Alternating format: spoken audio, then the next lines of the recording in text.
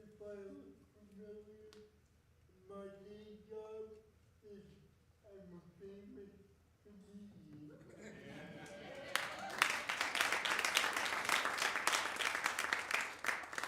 Real quick, last night my Mexican neighbor was yelling at his kids. He was yelling, if you don't go to bed, Santana won't come. So I went to bed. I want Santana to come.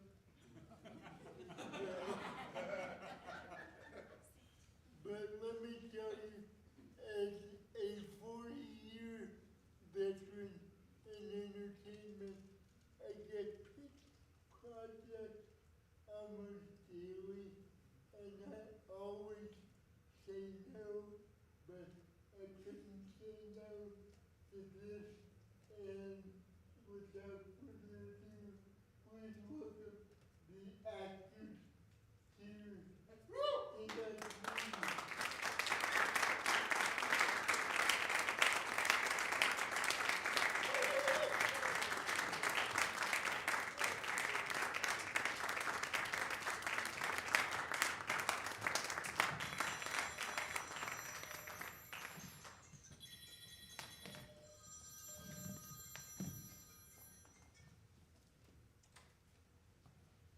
Welcome to the People's Building, a City of Aurora venue. We'd like to take a moment to applaud you, the audience, for your pursuit of independent arts programming. Our little furniture store turned multi-use art space would be nothing without you. After the presentation, please follow @People's Building on Instagram or Facebook, or sign up for our newsletter. Chances are high that another wonderful organization will be presenting programming in the future that an arts adventurer like you would enjoy, and we want to keep you in the loop. Before we start today's programming, we would also like to acknowledge that we couldn't fulfill our mission of offering access to dignified and affordable event and performance space without this building, which resides on the traditional lands of the Ute, Cheyenne, and Arapaho peoples. We also recognize the contemporary indigenous tribes and nations who have historically called Colorado home. We pay our respects to elders past, present, and future. And finally, thank you to the City of Aurora, which continues to support the idea of culture and art as an integral part of our economy.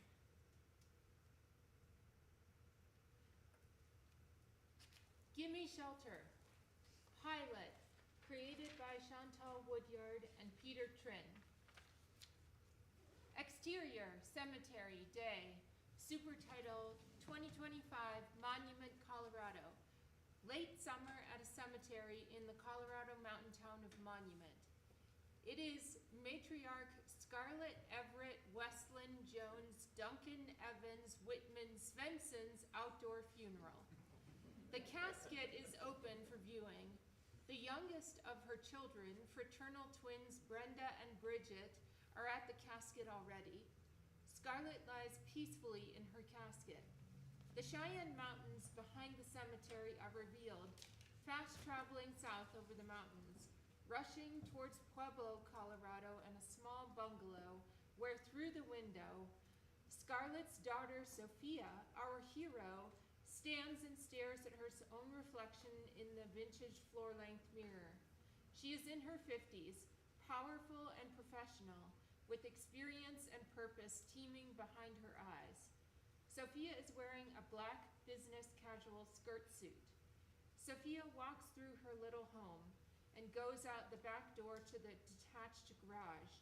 She opens the garage and climbs in her Mercedes convertible sedan. Sophia pulls out of the driveway. She drives past and notices an elderly gentleman riding a motorized wheelchair on the sidewalk. A memory sparks within Sophia as she stares at the wheels speeding along the sidewalk. Supertitle 1974, Pueblo, Colorado. Wheels of a new state-of-the-art motorized wheelchair speed along the black pavement. The wheelchair looks like a manual chair with a large power source connected on the back. Sophia, 5 years old, giggles along. Sophia is riding on Bobby's lap as they race along the street beside the sidewalk curb. Bobby is an incomplete quadriplegic with no function in his legs and limited function of his right arm.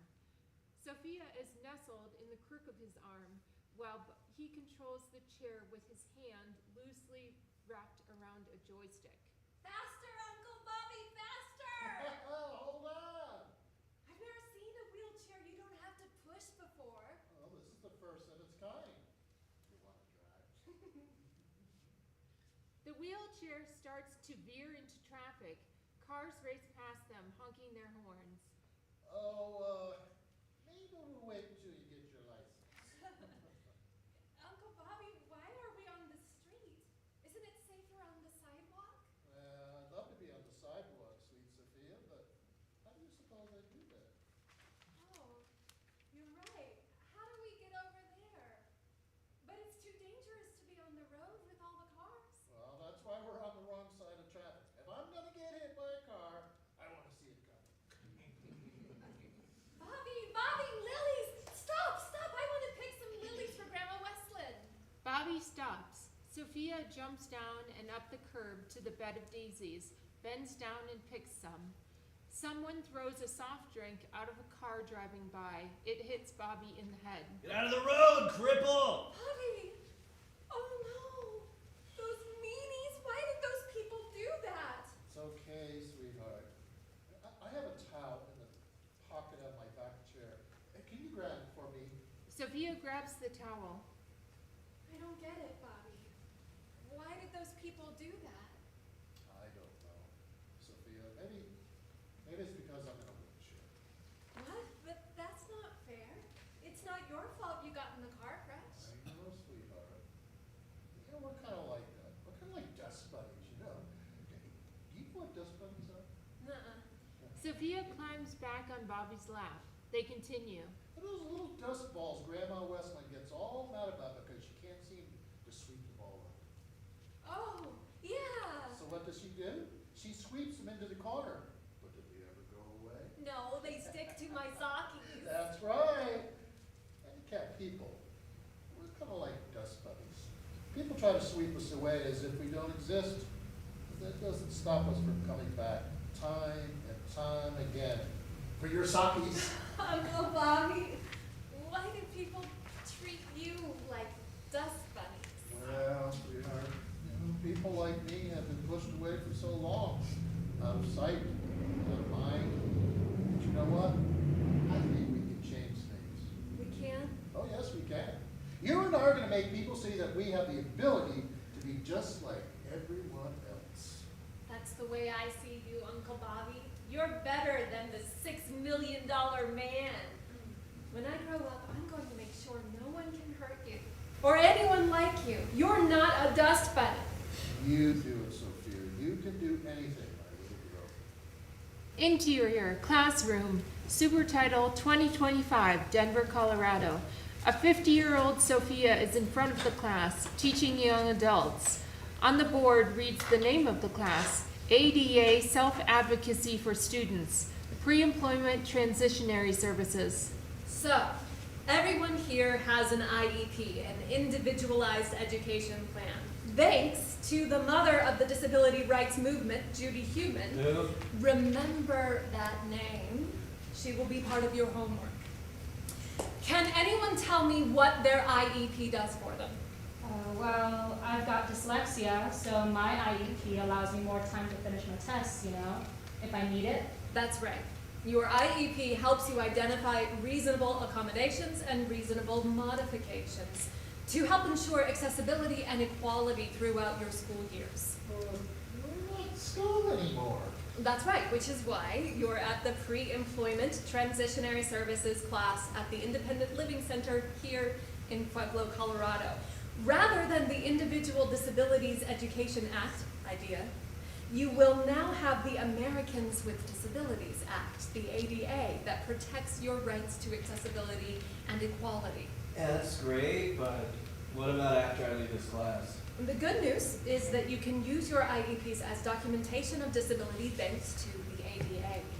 Most all HR departments, state and local community colleges, and four-year colleges in the United States now have an ADA coordinator or a disability program navigator to assist you. Yeah, but I don't know if I want to tell people I had an IEP though. Why not? I don't know, like, I'm not trying to be different than anybody else.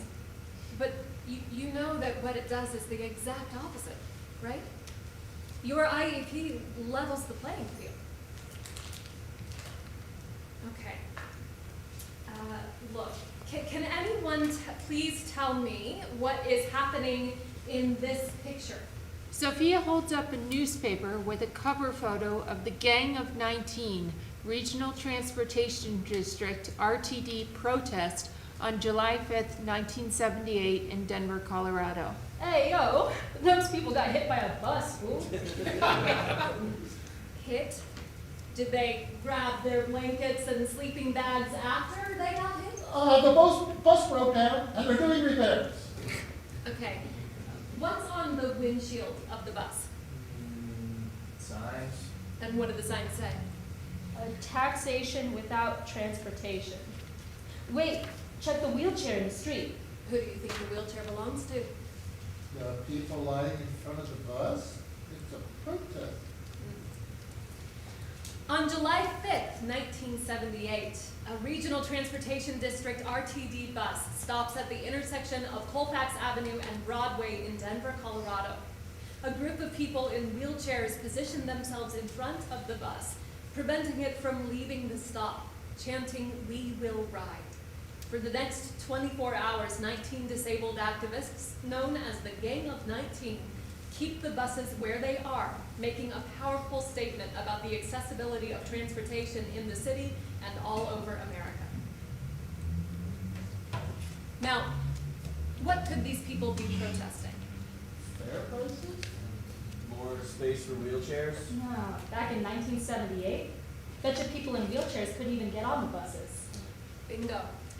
Denver had just released a fleet of new buses, and do you think those buses were equipped to handle wheelchairs and other disabled riders who wouldn't be able to make it up this first big step onto the bus?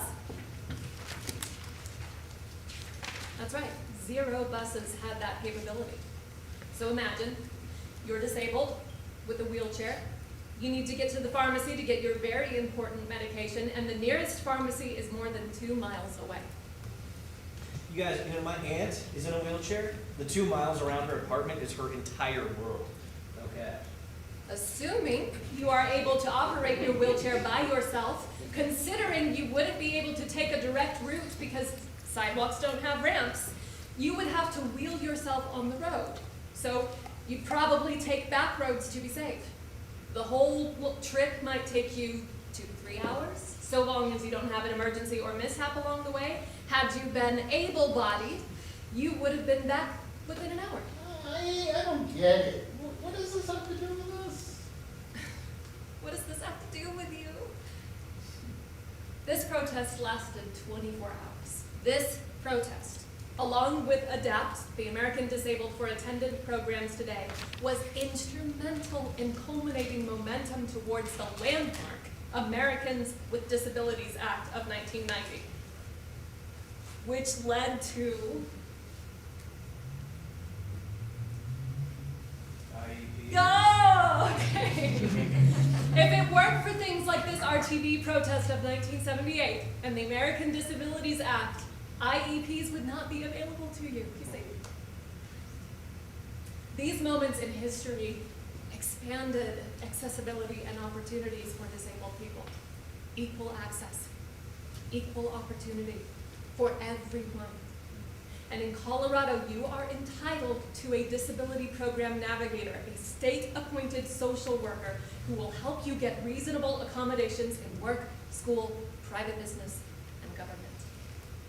That's lit. Yeah, Debbie protesters. Funny how everything hits different when you know the history. Facts. All right. Before you go, who can name the protected classes under federal law? Race, color, Sex or gender. national origin. Age, religion, And disabilities. Check it. We sound woke AF, y'all. okay. Now remember, it is illegal for an employer to discriminate against you for your disability. just as it is illegal for them to discriminate against you for the color of your skin, your gender, your age. Okay, before next week, remember to read your chapters on Judy Heumann, the mother of disability rights. You want some history? Heumann was, how would you kids say it? The Taylor Swift of disabilities in the 70s. Or you can have your parents take you down to Civic Center Park to witness the monument dedicated to the Gang of 19, commemorating RTD as the first accessible transportation in the United States. Exterior, Colorado Springs. Sophia drives past the Colorado Springs airport sign. She reaches for some original Pringles from the cup holder and crunches unconsciously. She pulls in as her sister, Delilah, is dressed in plain clothes. You're really not going. We get in the car. Delilah gets in the car. It drives off. We're going straight there, right? You know, pulling up to Mom's funeral and not going in is like going to Disneyland and taking pictures in front of the flowers and not going in. Mom's funeral is not like Disneyland. Oh yeah? You want to tell me you haven't thought about this day since we were kids? Delilah grabs some Pringles without asking. You look nice. Except for some of that gray hair you're getting. How's your dad? I haven't talked to Craig in a while. Good. He says his retirement is going real well. He's still doing some city judging, though. Fuck, come on, Sophie. I haven't seen you in a couple of years, and now we gotta go see our shitty family that hates our guts? Aren't we supposed to be doing this, like, remember when thing? I miss Daddy Bruce. He was the one who taught me how to outride boys in the trailer park. Maybe we should have married two of those guys. Instead of the two winners we divorced? Oh, don't worry. You'll get to see both winners today. Are you fucking serious? You know, most people's moms stop talking to their exes after the divorce. Nah, she loved them more than she ever loved us. You'd think 7 husbands wasn't enough of an ego boost, so she has to prove the men who couldn't love us could love her. Yeah, well, 5 of those 7 are dead. I'm pretty convinced being around the woman shortens your lifespan. I know it did mine. I'll never forget when Daddy Bruce took me on that motorcycle sled ride. God, I felt so free. I wanted him to just take me away. Oh, so far away. I miss Dad too. Remember when I was 10, when I found out he even existed? You rode your bike around the entire park. Senior Psycho is not my dad! He's not my dad! Daddy Bruce could have been a monster with a hunchback, and I would have been ecstatic. Realizing I wasn't related to that psycho was the best gift Mom never knew she gave me. And Dad turned out to be pretty amazing. Him and Craig were our saviors, you know? I know Craig wasn't as affectionate, but he loved you and Maggie. Speaking of which, is Maggie going to be there today? I don't know. She rarely leaves Maine. I think she's remoting in. Brenda and Bridget got people remoting in, huh? Oh, you know the mean girls. I bet they're pulling out all the stops for their dear old mom. You know, she's our dear old mom, too. Sophia?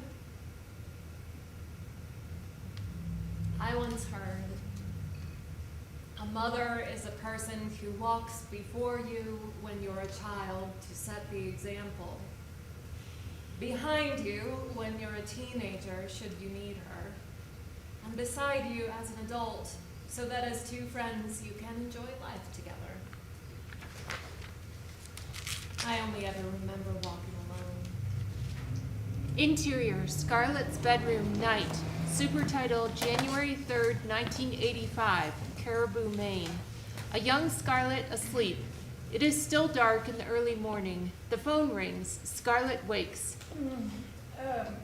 Hello? Scarlett, you gotta get out of there. The state said they were coming later today. I wouldn't take any chances. You gotta get out of Dodge. They're coming. Wait, what? Who's coming? The state, Scarlett. The state of Maine is coming to take your kids away. Sophia! 15-year-old Sophia shows up at the bedroom door. Get the kids together and pack up. Without even an eye roll, Sophia moves in hyper mode. After waking everyone up, she starts shaking Vivian, who has a broken leg. Vivian, wake up, Pokey Puppy. Mom says we have to go. Vivian rolls back to sleep while Sophia hustles Jim and guides Delilah. 3-year-old Brenda is crying while twin Bridget is not even waking up. Sophia returns, moves crying Brenda first, and comes back to pick up a still sleeping limp Bridget and carries her to a brown 1973 Plymouth station wagon.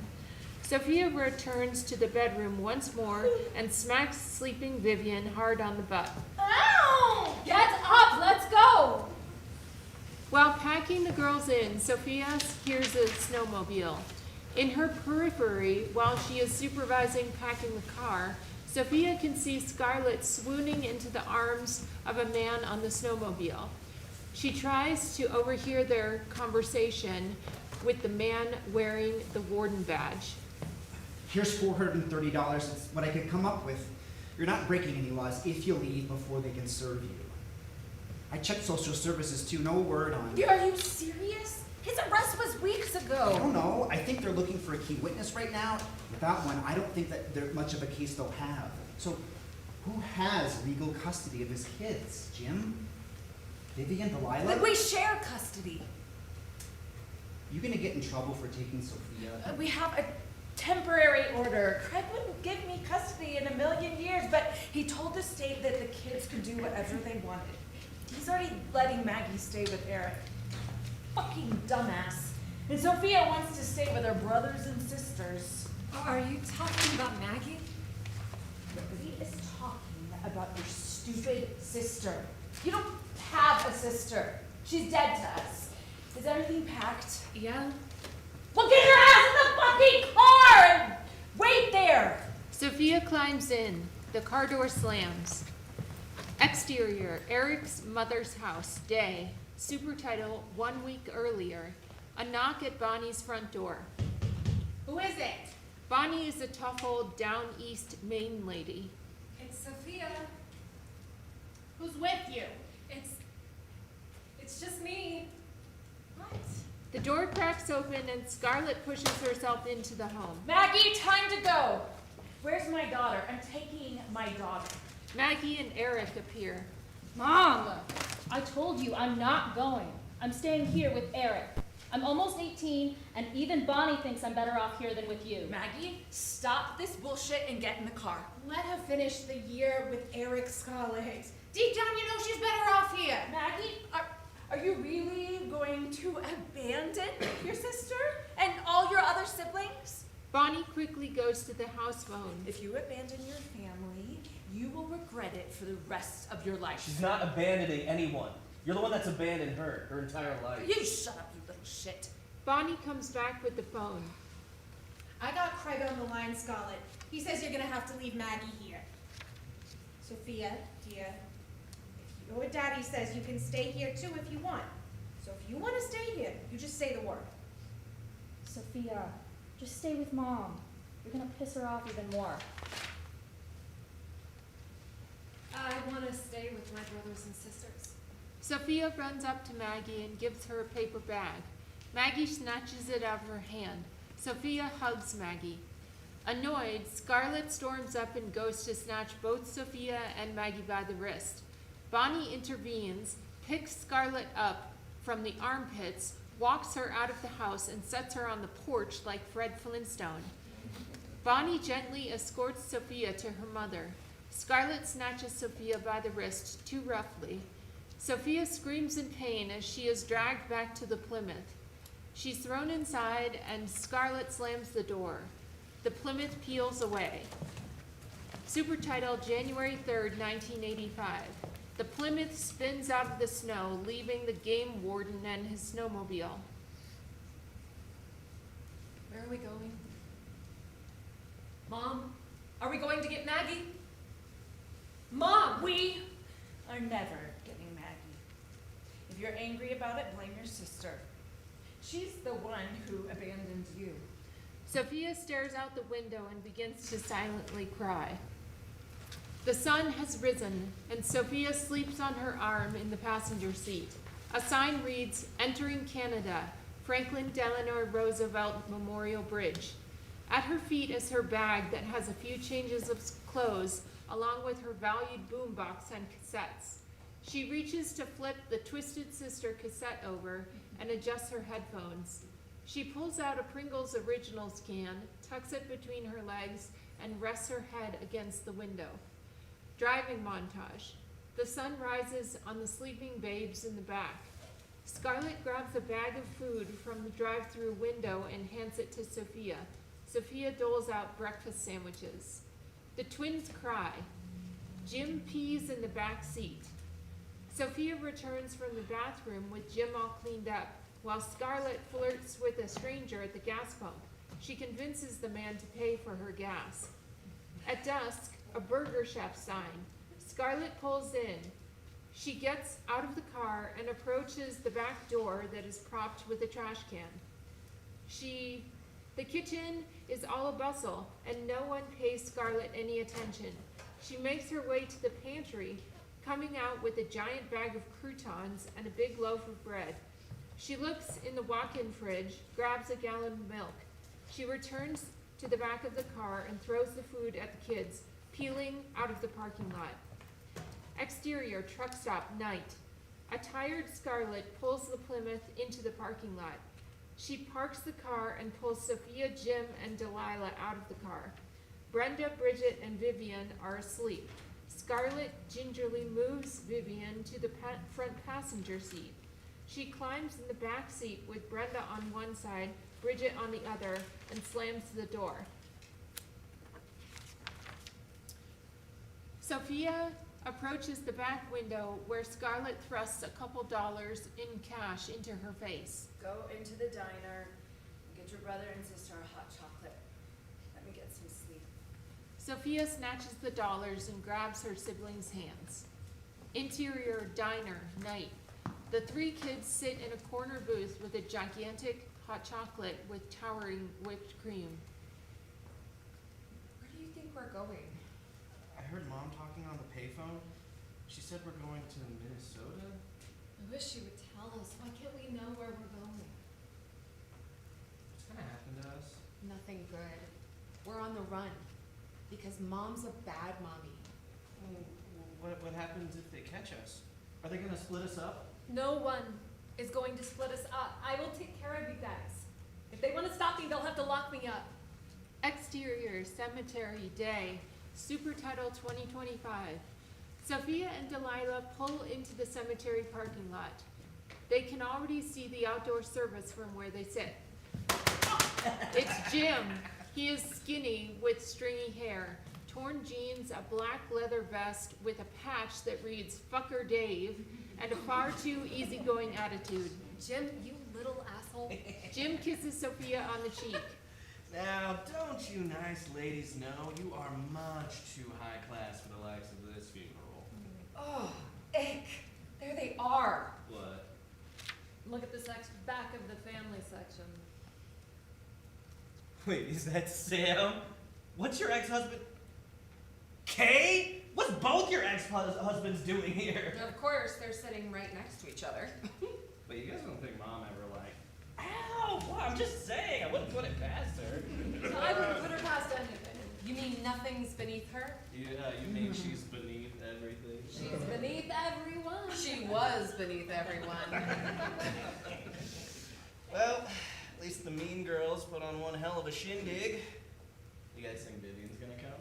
Vivian's probably crawling out of a bottle somewhere. Yeah, you're probably right. Well, probably best she doesn't show. Last time her and the mean girls were in the same room together, she broke 2 of Brenda's ribs. Holy shit, that's right. Was that Bobby or Glenn's funeral? I can't ever remember. They were both so close to each other. I'm not ready for all of this. To face this, to face them.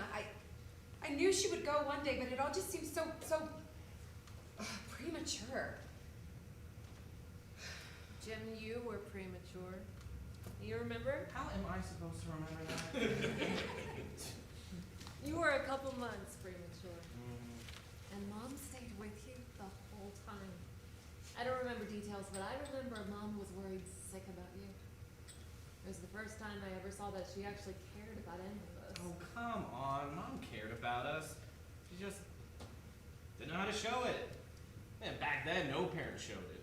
Parents didn't say, I love you, or try to build up your self-confidence, or made you feel special and or worthy of their love in any way. She took away every person that ever mattered to me. Every time I would finally start to feel like I was making myself a home, she would rip us out of it. And there would be another man and more mouths to feed. I still wake up in the middle of the night, covered in sweat, terrified that my life as I know it was being uprooted at that very moment. Shit, my earliest memory was that woman taking me away from my favorite person. You know, I'm just gonna pretend I'm not offended every time you refer to Bobby as your favorite person. She's talking about her stuffed bunny. Floppy? Oh my God, the way she would cling to that thing every time we visited Nana Westland's. You know what's more traumatic than reliving your old traumas? Being ridiculed by your idiot siblings for it. You know, sometimes I feel like we didn't grow up in the same house. Like you guys developed a callous to it somehow. Come on, Sophia. We just didn't take things so seriously. I mean, growing up wasn't so bad. I remember some good times. Don't you? Good times. Good times didn't start until my 20s, when I felt like I really started helping people. Interior grocery store day, super title 1991, Denver, Colorado. 22-year-old Sophia is a residential counselor. She and her patient, Caitlin, are in line to pay at the grocery store. Caitlin is in her late 30s and has Down syndrome. Wait, so you were one of those young kids Wade Blank helped get out of Heritage House? How old were you? I was 18 years old, and I was one of the first kid Wade got out after Michael Smith. That's the boy with muscular dystrophy. And you know what they did to him after that? They fired him. That's what he started the Atlantis Project. And I told Wade, I said I'd never go back to a nursing home again. Oh my gosh, that is so cool, Caitlin. Thanks, Sophie, and thank you for helping me pick out groceries for my dinner with my boyfriend. That'll be 1975. Okay. Caitlin opens her purse and begins counting money slowly. Ma'am, maybe you could help your daughter. She's not. I have it here. And for your information, I'm going to be her mother. They leave. Exterior car, day, continuous. I'm sorry about that part back there. What are you sorry for? I don't know. People are so mean. I just wish I was better at protecting my clients and keeping them safe from people like that. I think I stood up for myself really, really well. Oh, no, of course you did. I think you were amazing. I wish I could have. Sophia, you're never going to protect from people like that all the time. We can take care of ourselves. The best thing you can do is what you did. Just stand by my side. You got it, Caitlin. What was it like living at the independent living homes back then? I bet it was fun having a bunch of roommates. I used to have dance parties in my room. I bet you did. Does your boyfriend take you dancing? No. Are you excited about your dinner tonight? Can we just be quiet for the rest of the ride? Oh, okay. No problem. Interior, Caitlin's home, kitchen, day. At Caitlin's home, Caitlin and her boyfriend are finishing up dinner, and Sophia is clearing up the table. Thank you. Thank you, Sophia. The boyfriend gets up, places a hand on Caitlin's shoulder, and grunts at her as he walks to the bedroom. Caitlin gets up and dejectedly walks to the bedroom. The door slams. Sophia, alone in the kitchen, turns on the radio. She turns it up pretty loud, and Sophia stands there, eyes closed as if in meditation, though you can still hear Caitlin and her boyfriend under the music. She turns the music up louder. Montage. Sophia prepares more food, meal prepping containers and placing them in the fridge. She washes and dries the dishes. She wipes the table and counters. Sophia sits down and opens a copy of the Rocky Mountain News. End montage. Caitlin's boyfriend comes out of the room, walks out the front door. Caitlin appears. Her shirt is on backwards. Hi, Aidan. Do you want a glass of water? I just wanted to check on you. Are you doing okay? Yes, yes, I'm fine. I'm fine. Thank you. Thank you. You know, if you don't want to, you don't have to do this every Friday. Caitlin, you know you can tell him no, right? I can? Oh dear, of course. Of course you can. Every woman has the right to tell a man no.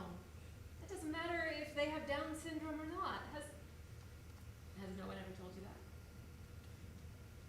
You know, my mother didn't teach me many things, but the one thing she taught me was the bedroom is where a woman holds the power. It is? Caitlin, I am so impressed by you. You worked alongside Wade Blake. You have ambition. You are an activist. I also love to dance. I want to start a dance school for the kids with Down syndrome. It's called Let's Get Down. Oh, that's awesome, Caitlin. I would totally come dance with you at your dance school. So what about protection? Do you and your boyfriend use protection? What is protection? Sophia sighs, looking at Caitlin with a look of concern, but also new determination. Interior, apartment community room, day. Sophia is teaching a sexual education for the differently abled class. Does anyone know what this is?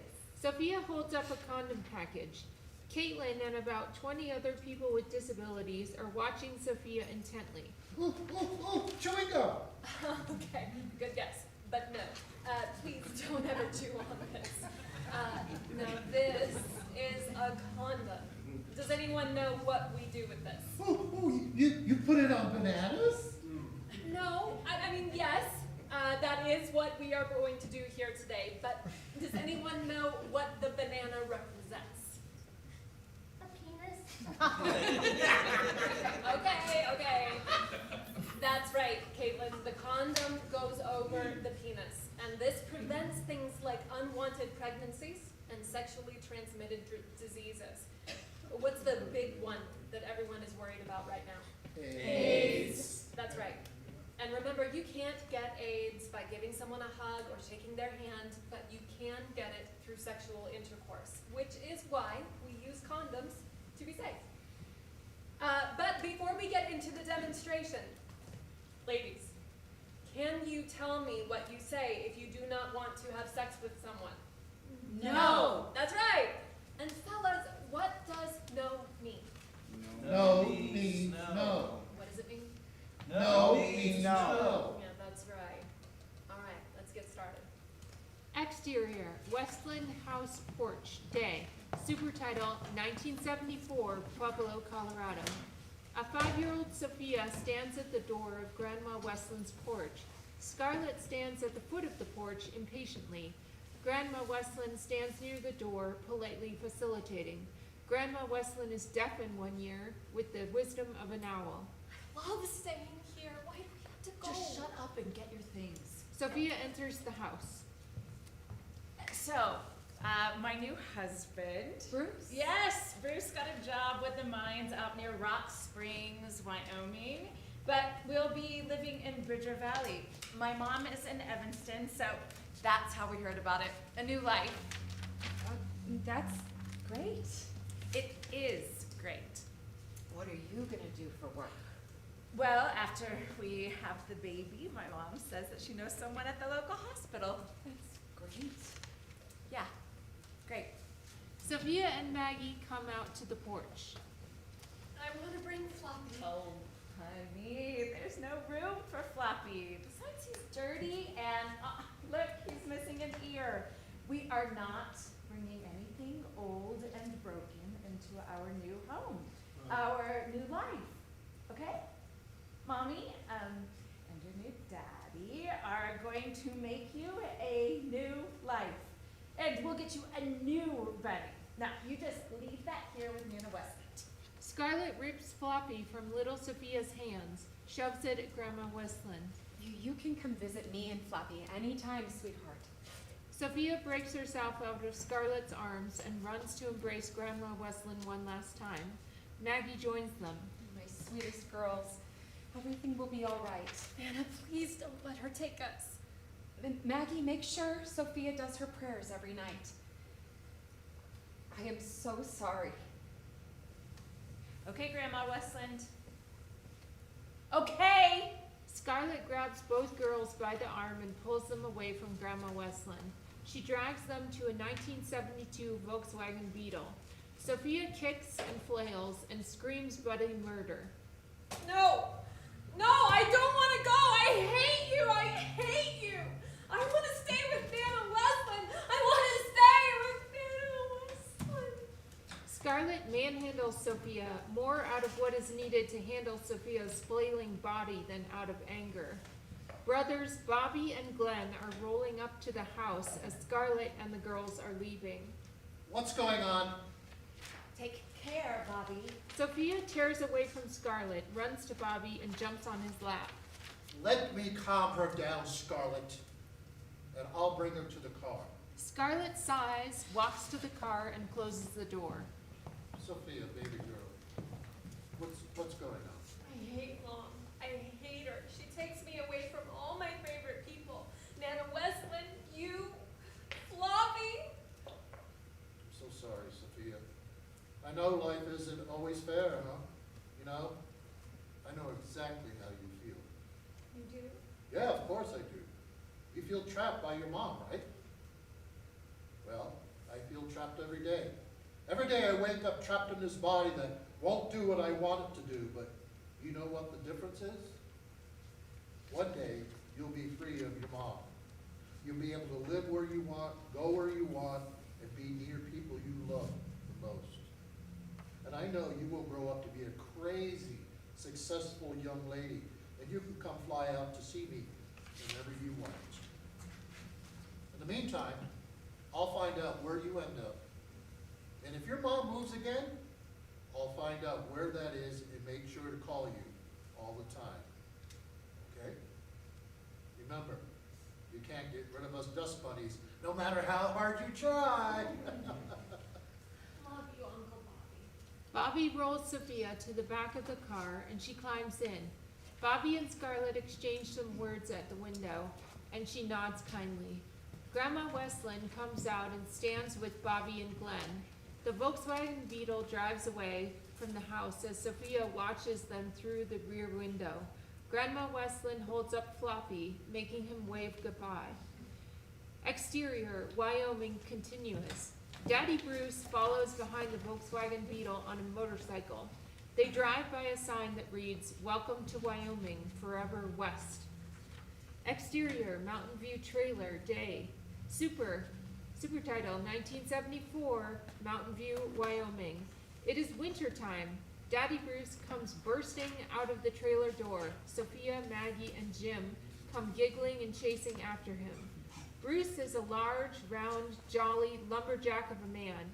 He is hardworking, fun-loving, and a great father figure for the kids. Scarlet watches from the trailer window, holding newborn baby Delilah.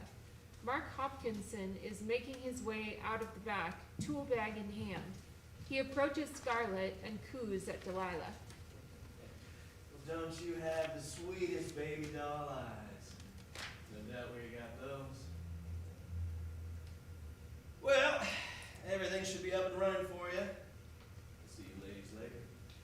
Mark Hopkinson exits. Mark gets in his truck and leaves.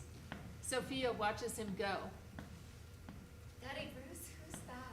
That's the landlord, sweetie. He's a weirdo. Bruce is is chaining an old car hood to the back of his motorcycle as the kids watch. He fires up the motorcycle and tells the excited kids to climb onto the hood and hold on. He pulls them through a snow-covered field. After they finish playing, Maggie and Jim head inside. Daddy Bruce catches Sophia on her way in. Sophia, I got a surprise for you. Bruce swoops with Sophia up and they bound out to his truck. What do you think it is? Is it a snake again? No, it's better than a snake. It's behind the truck.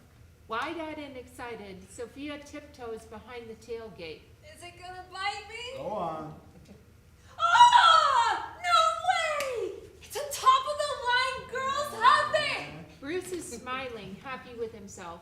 Suddenly, Sophia zooms from behind the truck, riding the bike with training wheels. Ah! She loses control and immediately crashes. Daddy Bruce fishes Sophia out of the bushes. She takes the bike to go show it off to the pack of boys. Scarlett comes out holding Delilah and carrying Bruce's thermos. All right, Super Dad, you gotta get to work and don't forget your thermos. He goes to kiss Scarlett. She turns and offers her cheek. Did you ask your boss for that pay raise? Delilah's running out of diapers. I told you it's too early to ask for a raise. Well, if you can't be a man, then I'm going to have to find a job myself. She storms off. Bruce climbs in his truck and drives off. Exterior, interior, Wyoming State Hospital, day. Supertitle, Wyoming State Hospital.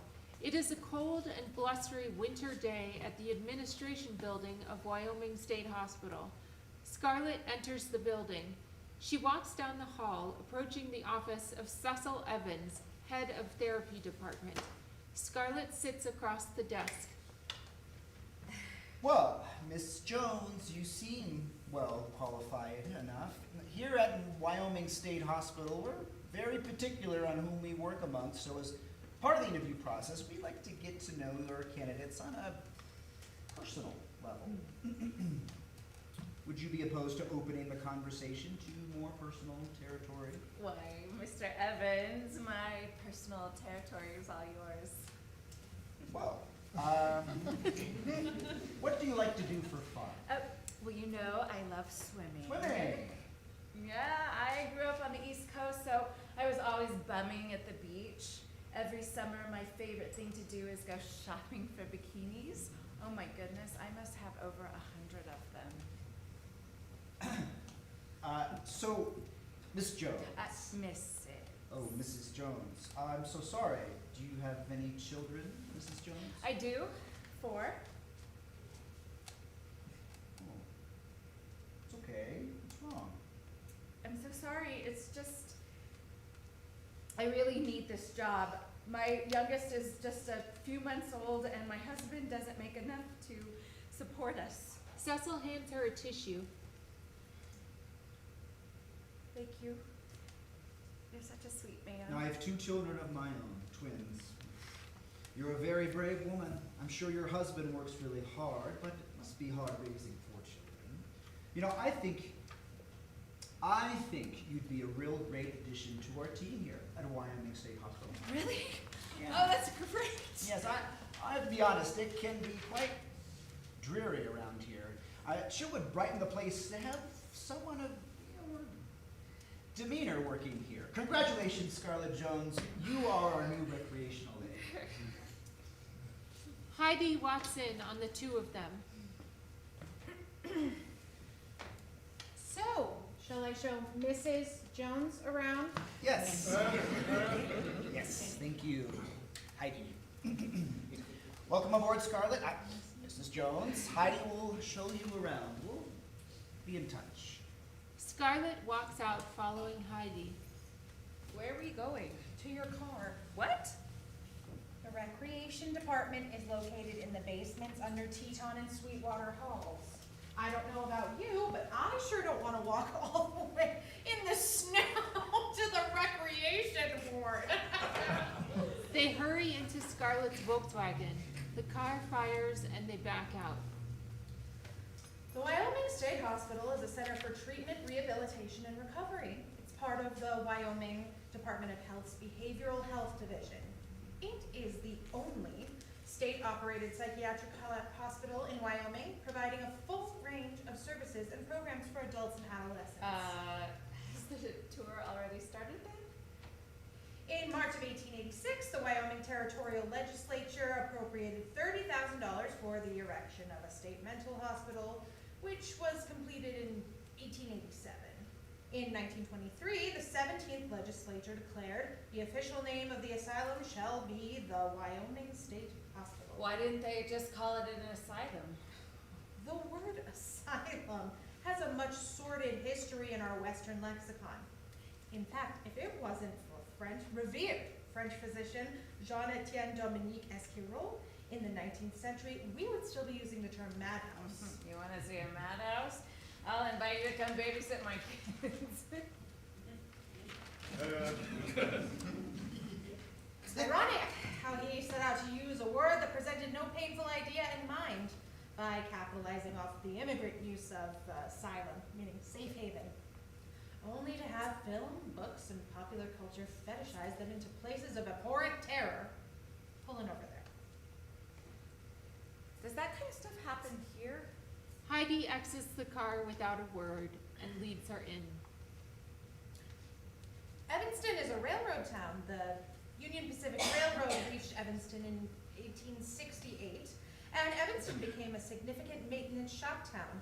Locomotives would stop for fuel, water, repairs. Oh, yeah. We drive by the old roadhouse on our way in. It's massive. Does it still run? No. It was running as a reclamation shop, overhauling rail cars until a couple of years ago. Now the city leases it out to contractors. The hospital opened in 1889 with 12 patients and was fairly self-sustained.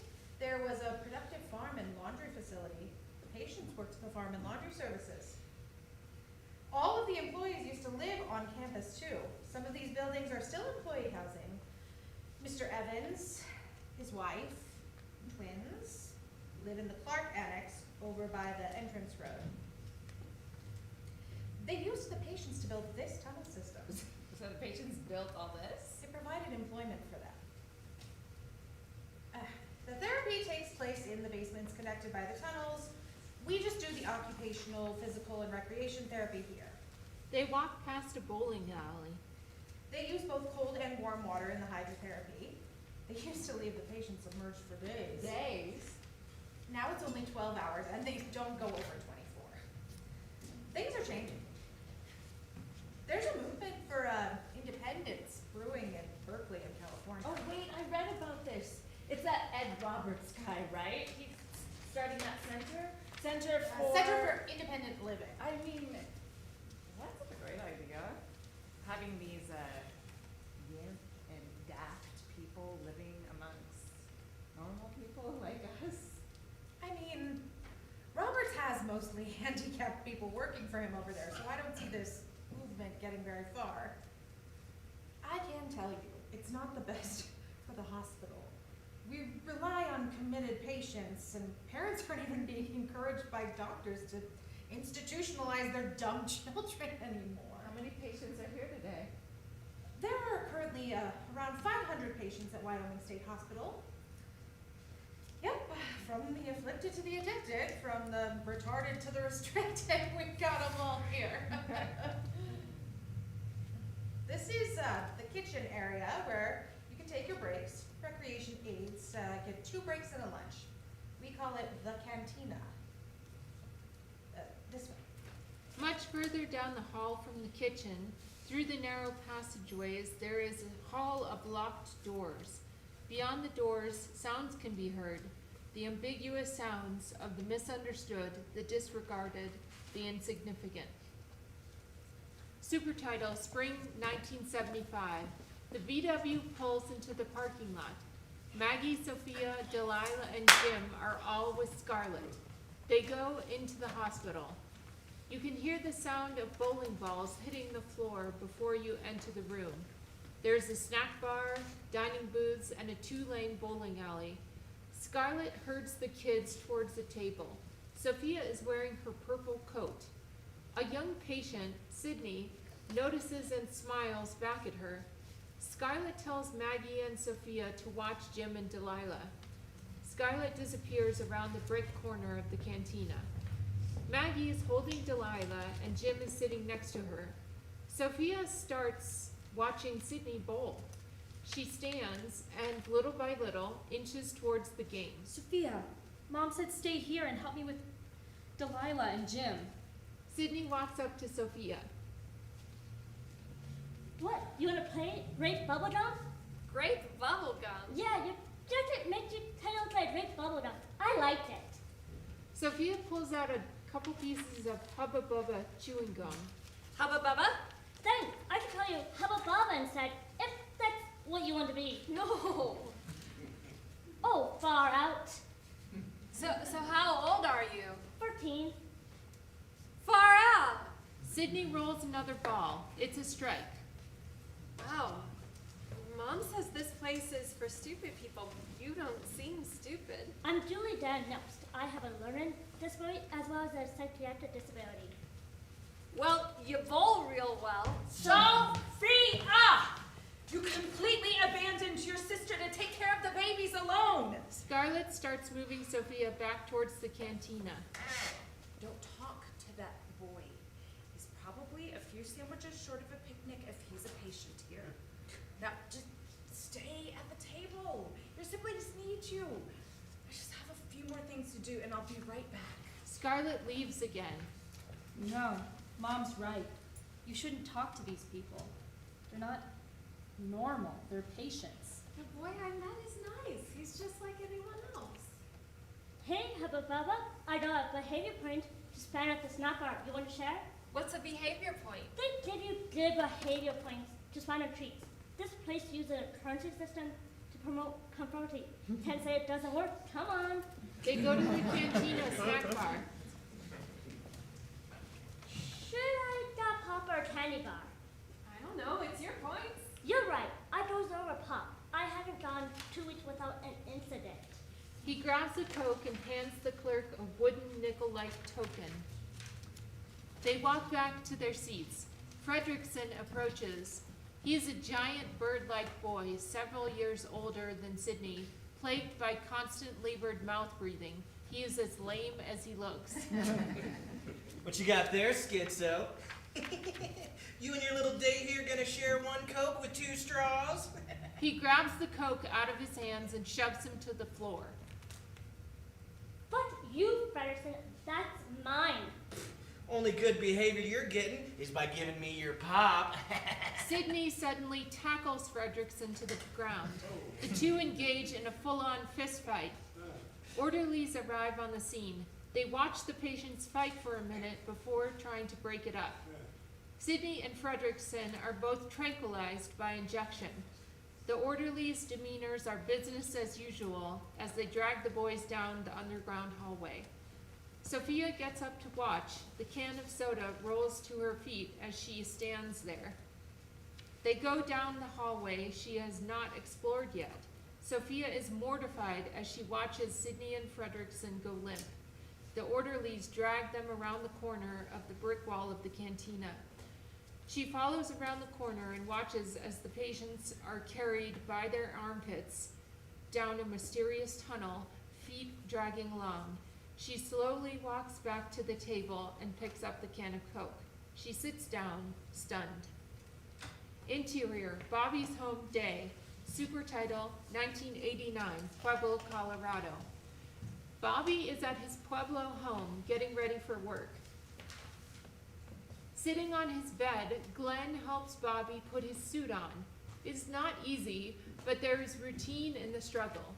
Glenn and some other family members lift Bobby off the bed and onto his motorized wheelchair. Bobby sits in the kitchen. The counters are chair height. Glenn helps attach an adapted fork to Bobby's hand so he can feed himself. He eats slow and it's a little messy, but Bobby is able to enjoy his breakfast. Glenn helps Bobby clean up after his meal, wipes his face and gives him a big hug. In the garage, Bobby wheels himself down a ramp from the house. His van sits open with the lift down and ready. Bobby wheels onto the lift. It rises. Bobby wheels into the van and into the position at the wheel. The lift folds into the van. With controls at his head, Bobby is able to start the van, open the garage door, and slowly drive out. The garage door closes behind him. Interior, Steel City Insurance Agency, day. Bobby wheels into the office. Everyone is happy to see him. They wave and share bright smiles. Bobby kindly greets them as he rolls over into his office. Bobby spends most of the day on the phone. The phone is adapted for his use. People interact with Bobby throughout the day. They stand at his door, making small talk. They laugh at his jokes, give him hugs, and are willing to help him with minor things. He is an integral part of the company's culture, and everyone treats him just as they would any other coworker. Interior, exterior, Bobby's home, evening. Bobby's garage door opens and the van pulls in. The side door opens and the lift folds out. Bobby rolls onto the lift and lowers to the ground. He rolls himself up the ramp and into the house. Glenn helps Bobby out of his suit.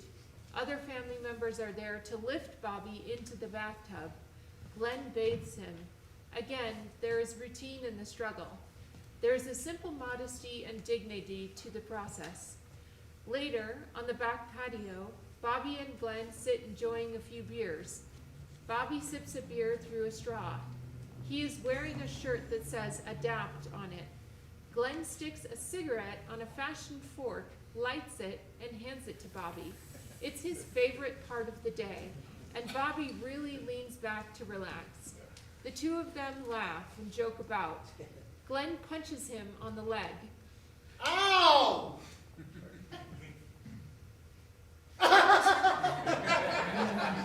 Bobby and Glenn are in the living room watching TV. The protest is being staged by a national group called the American Disabled for Accessible Public Transit, and its target is a Western regional meeting of the American Public Transit Association, holding their annual convention at the Sparks Node in Reno, Nevada. As many as 700 people representing public bus systems, including many that don't have buses with lifts to handle wheelchairs, are expected to attend and protest at 16 other cities. In recent years, disabled protesters have held marches, crawled onto or chained themselves to buses, and barricaded hotels with the Public Transit Association held its meeting. According to Allberger, he says that they are trying to make apps convention as inaccessible to them as it have made transportation to disabled people. Allberger, 31st, said he met earlier this week with representatives of Sparks Police, the Worcester County Sheriff's Department, and Nugget Security.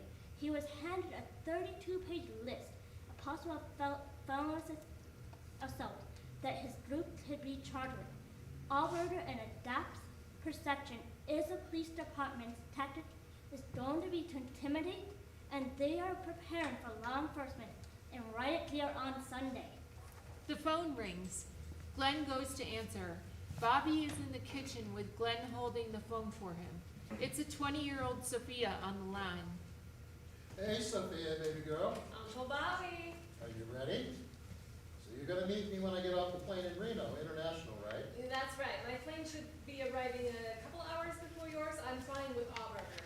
We'll wait for you and a couple others to arrive, and I guess there's a van that will take us to our hotel near the Nugget. Are you sure you want to do this, sweetheart? Might get dangerous. Did you tell your mother? Fuck no, she'd kill me. She might find out if we get arrested, then she'll kill me. Oh, Bobby, what did I say before? I know. You're your own woman now, and you'll go where you want to go. Man, whoever planned that idea in your head must have been a genius. Okay, well, I love you, Uncle Bobby. Glenn, have you all set for tomorrow? All set. Let's get them smarts nugget and these apted picks what for. Exterior, interior, Mountain View trailer, morning. Super title 1975, Mountain View, Wyoming. Daddy Bruce's truck pulls up to the trailer. He goes into the trailer. He walks to the kitchen counter to grab his thermos, stopping in his tracks to find Scarlett fucking Mark Hopkinson right on the living room floor. Bruce stands there for a moment. He grabs the thermos with a fast, sudden swoop off the countertop and walks out the door. Bruce throws the thermos right through Mark Hopkinson's trunk window and gets on his motorcycle. He starts the engine, revving it a couple times to send the message to Scarlett that he is leaving for good. Sophia hears the commotion and rises from bed and looks out her window to see Bruce peel away. Through the crack in her door, she sees Scarlett and Mark Hopkinson. She closes the door, goes to her tape deck, and pops in a Queen cassette tape. I Want to Break Free comes from the speakers. Sophia stands with her eyes closed for a moment in meditation. Scarlett and Mark Hopkinson can still be heard under the music. She turns the music up louder. Later that evening, Scarlett and the kids are eating dinner. Mark Hopkinson is at the table as well, shirtless and ravenously eating. Where's Daddy Bruce? Mom, what happened? Shut up. Can't you see you're ruining dinner for everyone? Besides, it's not like he was your daddy. Interior Mountain View trailer morning. The trailer is mostly packed up. Boxes are stacked and stuff is strewn about. When you come home tonight, do not turn on the light. This big flashlight will be right next to the door. I want you to use the flashlight. Mom, why can't we turn on the light? Because there's shit going down in the trailer park, and I don't want to risk you kids getting hurt. Why do you think that we're all packed up to leave? Just use the damn flashlight. Later that night, it is dark and blustery outside as Sophia and Maggie enter the trailer. Maggie picks up the big flashlight. Maggie grabs a box of tissues and leads Sophia to the corner of the room. Maggie puts down the flashlight, letting it shine on the wall. She grabs a couple tissues. Maggie makes a couple ghosts out of tissue and starts performing a ghostly puppet show for Sophia. It's going to be okay, you know. Where are we going? I don't know. I'm so sick of moving. I want to go back to Colorado, back to Nana Westland's. I think we're moving into town, to Grandma Helen's. I don't wanna. I miss Daddy Bruce. Do you think he's coming back? What do you think? They never come back. Maggie takes two ghost puppets and starts enacting a scene. Oh, why aren't you a pretty lady? Want to come to my trailer and we can roll around naked? Oh, dear me! I don't just roll around with anybody. First, you need to buy me drinks and food and pay for my house and take care of all my kids. Why, you're so pretty, I just might do that. Well, if you're gonna be my husband, I'll have your baby. That way you'll have to stay with me forever and ever and ever. I don't know about that. Don't worry. Maggie and Sophia pretty much take care of themselves, and I'm sure Delilah would love a little brother. I want a little brother. I want him to be a biker guy, like Daddy Bruce. Dum dum da dum, dum dum da dum, Dum dum dum dum dum dum dum. I now pronounce you husband and wife. Daddy, Daddy, Daddy, we love you. We love you, Daddy. Come on, kiddos. Jump on the back of my motorcycle sled. Maggie, Yeah? will we at least stay together? Of course. Forever. Hey, who's your favorite big sister? You're my only big sister. That's right. And you're Delilah's big sister. I'll show you how to be a great big sister to her by being a great big sister to you.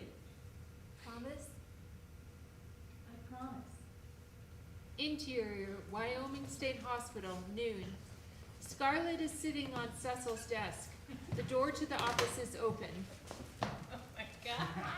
You are so bad. God is my witness. I mean, are you telling me the whole reason why Mr. Cornflakes bowls gutter ball after gutter ball?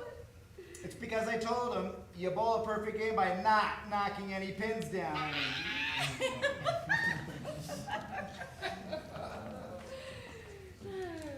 Mom, Sophia, scoot on out to the cantina. Mr. Evans and I, we're just talking business. Scarlett locks the door as soon as Sophia is on the other side of it. Now, where were we?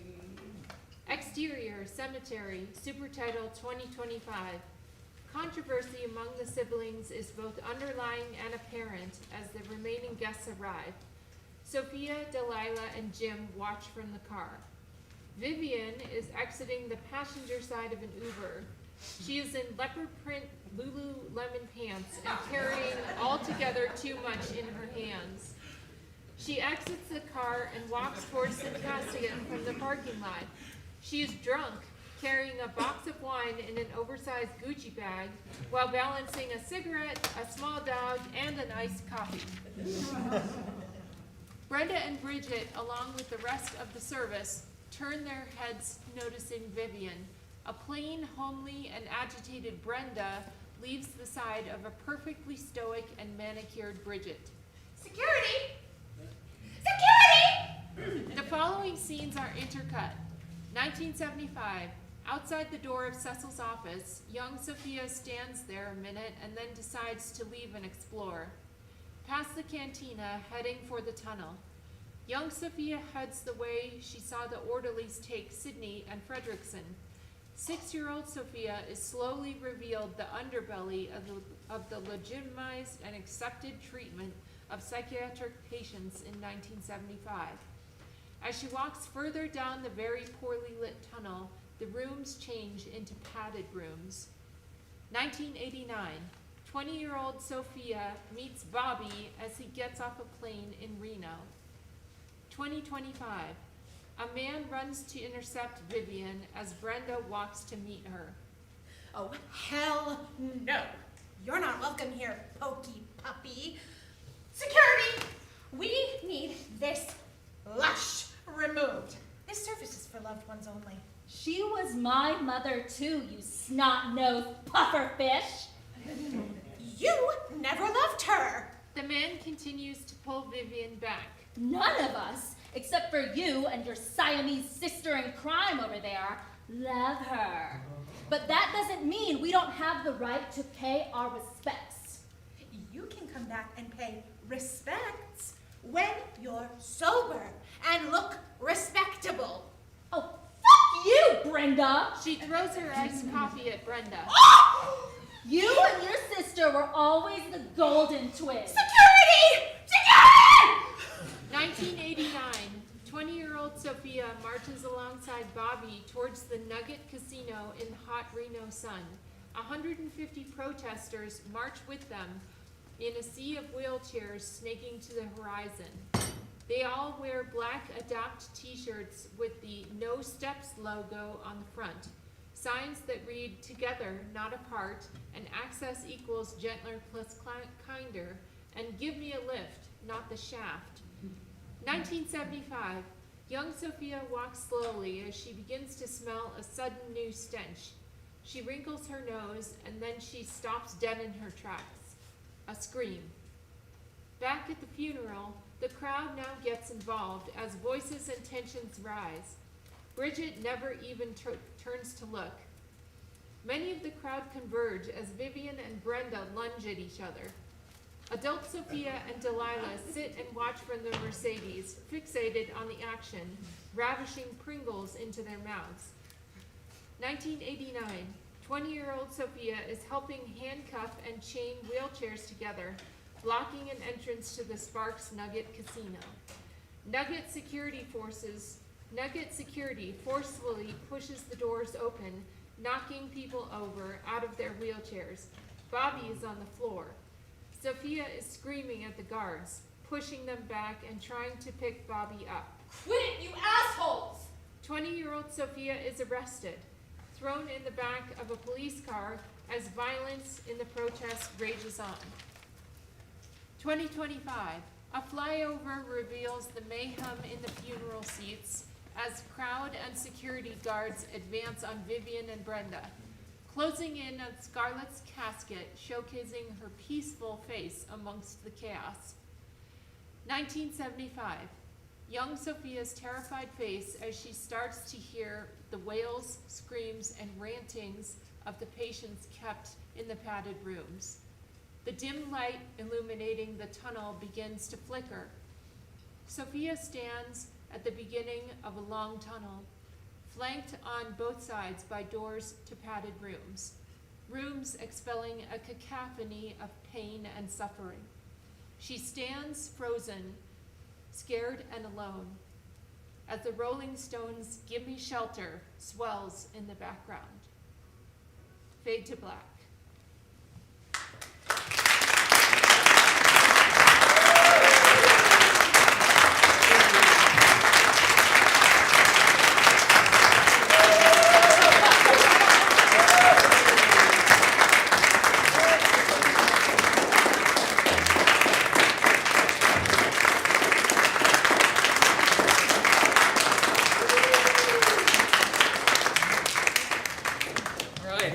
Thank you all so much for coming. I'm Tony Aidan. I was the director for this piece. This is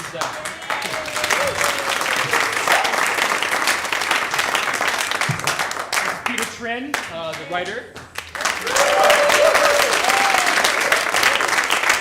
And let's just give another big round of applause to our brilliant actors.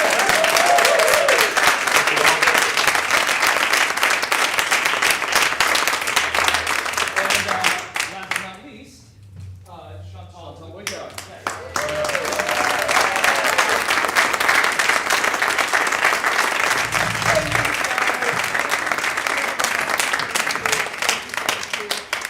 I am so grateful for everybody that showed up today. But I want to point out that this is based on a true life story, mine, and the Bobby character's family, the Stanifers.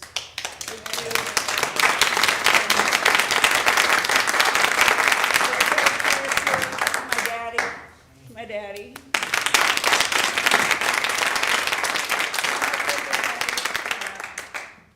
Thank you for being here and supporting this. And wasn't that so good?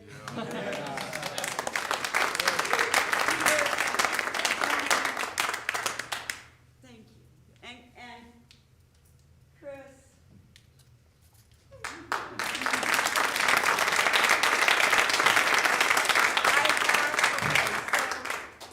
My daddy, who doesn't get openly excited about much, wanted to keep this reserved, but I knew how excited he was when he wanted me to bring this for you. Peter, Chris, I'm going to present these.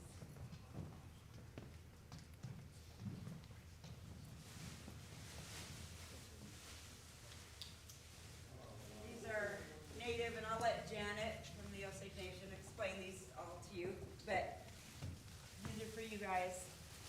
You guys pick this up.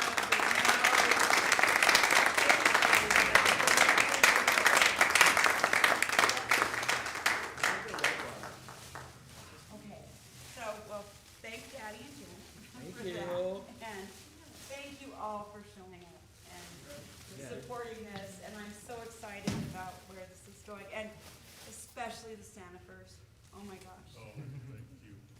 I hope we honor Jack. Jack is Bobby's real name. And I hope we honor him and his story and his spirit in the way that I want to. Thank you.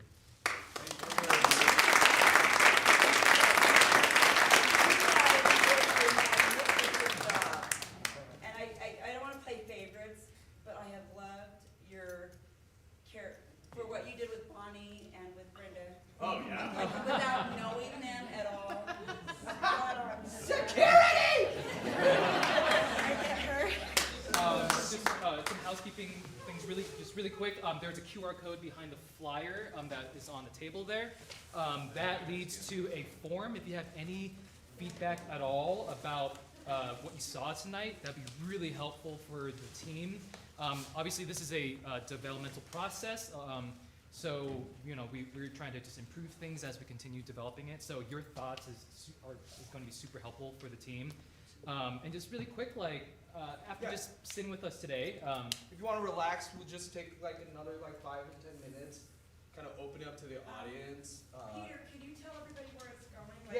Shannon, can we go to the house lights? Of course. So, please, the QR code's super important. Grab one of those flyers, take a picture with your phone. This is really why we're doing this. Your response is going to be integral for our next steps, which is another round of rewrites, which it's pretty perfect. But depending on what you tell us, so give it to us. But essentially the next steps is to submit to something called Series Fest, which is happening in Denver this year, and it's where these kinds of pilots and shows gets in front of all the big wigs, your Netflix, your Amazon Primes, your HBOs. So please, we want to get this as best as it possibly can be to have the best chance. They also, at the festival, they have an award for the most inclusive script, which is exactly what we're shooting for. We're already in conversations with them, and they're already expecting us. I think right now we want to kind of open it up to you guys, get initial reactions. If you have any questions. Yeah, anything images or themes or moments that really resonated with you, or if there's anything that you're kind of curious about, you want to know more about, that's what we're kind of hoping to hear from you. Yeah, anybody? And Tony, good job. Oh, yeah. To thank Shannon, our line producer. As well. Thank you, Shannon. Shannon wins the world. Yeah. Yes, she does. We didn't have a stage manager, so it was like. She wore all the hats. I actually liked it. Yeah, right on. But yeah, Nice of you to say, I'm sorry. But yeah, is there anything that right off the bat, anything that kind of just popped in your head that you, please. The quotes about the mom walking beside you and behind you, that was really impactful for me. My mom passed away. She was an alcoholic, and yesterday was the anniversary of her death. And every year I try to post about, what having an alcoholic mother meant to me and how that life was. But you're so sweet. Oh, I love you. So that was just very impactful for me. So please keep that line in. Cool, absolutely. Thank you for sharing. That was from Peter, by the way. That was his, all him. Yeah, that was great. Nice job, Pete. I got it from a poster. Well, it's really true. It works. It's motivational. Anyone else? Yes, sir. What is the origin of Dust Bunny? Because I thought that was absolutely brilliant. I thought so too. Peter? Oh, Peter. Oh, so I don't know. That was. Peter, be brilliant. Playing very well. I mean, it was a metaphor that really nailed it down for me, because I hate sweeping, and you can never sweep everything up. Sakis is like a word that we say to my kids still call them Sakis. Go put your Sakis on. But it was it was actually one of the earlier. Yeah, it was. I remember us. The Dust Bunnies was in there, and it really set the tone for how disabled feel like they're treated. And the more that I've met disabled people and worked with disabled artists, this is so much more the way that, overall, I felt like this is how they feel. So it's universal too. It is universal. International when I grew up, and that is such a universal and an authentic and genuine way to actually. And when you're trying to talk about something that is so difficult to talk about for many people, it's things like that that really start to resonate. But you need to definitely submit this to Catalyst Storybook, which is the #1 for episodic content, and I'll be more than happy to introduce you to them because they're part of they're the buyers that buy all of the episodic content, so they'd be a great resource. Right on. Thank you very much. Appreciate it. I think the example of the impatient cashier and not Yes. having that patience, that was, I think, pretty standard, right? People just- Absolutely, They yes. don't understand and they don't recognize that somebody is trying to be independent and just trying to hurry them along and get rid of the uncomfortableness and hurry to help, right? So I thought that was pretty impactful too. Thank you. And the thoughtful historical context, because I've learned all this from Chantal over the last few years. Peter, and it do you have literally- the prop to show everybody where it started from? It's downstairs. Okay. I showed it to them. Okay, so this literally started from a diary that I found in the GIMME SHELTER house in Pueblo, my family home, of 80 years. And I found a diary that I kept when I was on the run and in writing. So this is based on a true, it's based on a true story. Lots of being historical fiction, but we can really take that and run. And Peter has done a great job with that, beyond what I could ever do. But that's where this started. I found this diary that I kept from October of 1984 to May of 1985, when a social worker put me on the plane to my dad in Oklahoma. And I found it in my basement right before COVID. And, Chantal, come up here so that the stream. so that they can see my face. Okay, yes, I'm sorry, streaming people. You can hear me, but you know me. Some of you, most of you, except, you know, the celebrities that Chris has on board tonight. That I can't even say, but, yeah, so this was inspired by that diary that I found. And then, like Lucinda, my best friend from first grade in Wyoming, said, you know, people get a wild hair, but you did it. But what I did was I haven't been back to Wyoming, so I drove back there and lightning struck. And that's when I'm like, I have to tell this story with my story. And that's how we're here. And then I ran into Chris again, because we worked together professionally, and then, well, lightning crashed, and Chris introduced me to Peter, and these guys have worked tirelessly, without any money, believing in this project.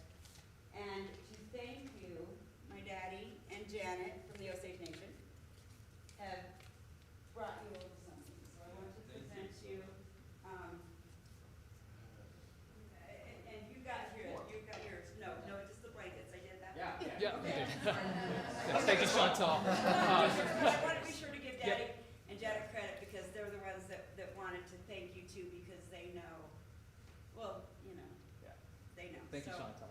thank you guys. Yeah. Thank you all for being here and participating and listening and supporting, and my yayas over here. I love you guys. Thank you.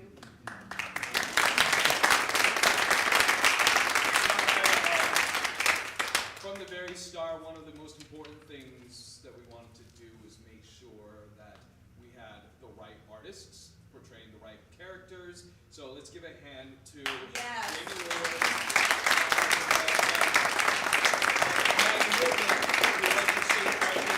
And actually, Jamie is on the board for our TV, right?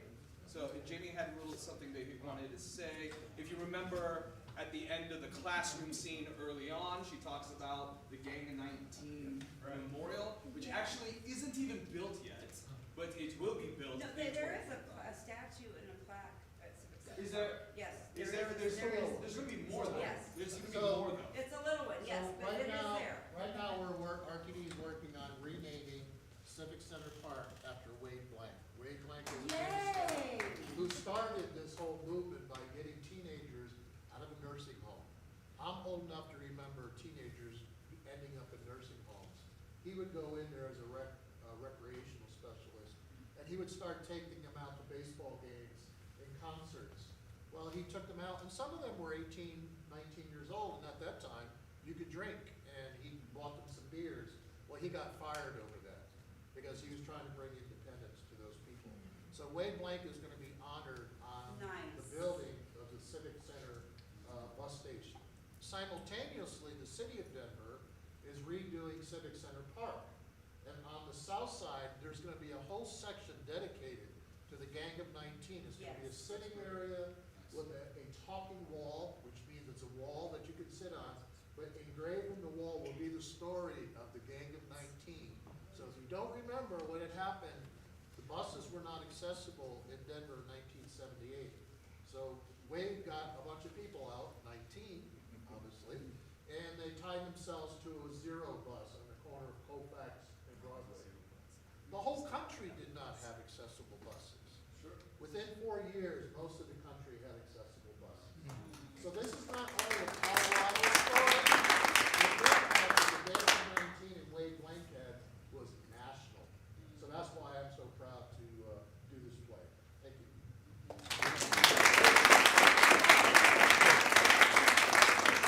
Not an accessible place in this world made it his, and that's the Bobby character that you played, and you did so well. And all the Sanfors over there and his family are here, and I'm so grateful. Thank you again. Cool. Thank you so much, folks, for coming tonight. Have a wonderful night. Stay warm, and yeah, we'll see you soon. One more thing. Oh. After we do this